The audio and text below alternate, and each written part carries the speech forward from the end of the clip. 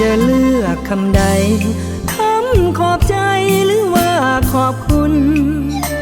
มันล้นในดวงกะมนคำขอบคุณนั้นยังบ่พอมานั่งควรคิดสิเลือกคำใดกันหนอเพื่อให้มีค่าสูงพอให้เหนือกว่าคำว่าขอบใจคิดอยู่ตั้งดนเรื่องบุญคุณน้ำใจลูกค้ามันหนักเท่าดวงสิว่าเทียบคุณค่านั้นพอเป็นไปน้ำใจทุกหยดขอจด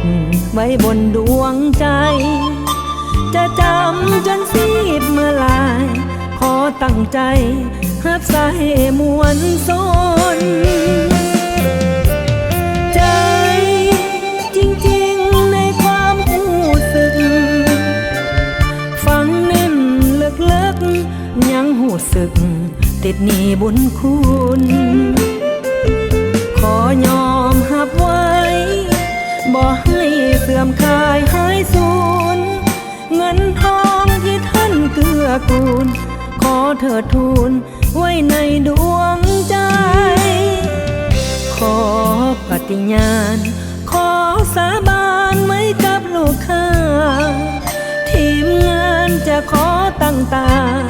ขอสัญญาทำงานด้วยใจหับใส่ลูกค้าเหงามงข้าแม่ลาวไทยให้เป็นทีวีขวัญใจข้าแม่ลาวไทยที่ได้อุดหนุน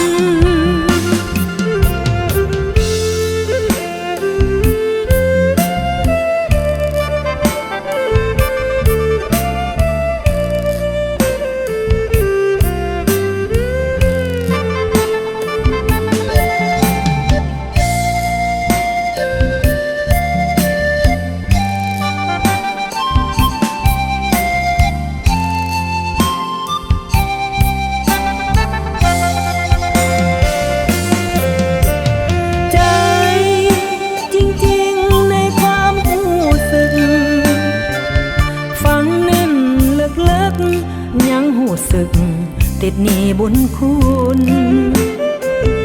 ขอยอมหับไว้บ่ให้เสื่อมคลายหายสูญเงินทองที่ท่านเกื้อกูลขอเถิดทูลไว้ในดวงใจขอปฏิญาณขอสาบานไว้กับลูกค้าทีมงานจะขอตั้งตาขอสัญญาทำงานด้วยใจหับใส่ลูกค้าเหงามงข้าแม่ลาวไทยให้เป็นทีวีขวัญใจข้าแม่ลาวไทย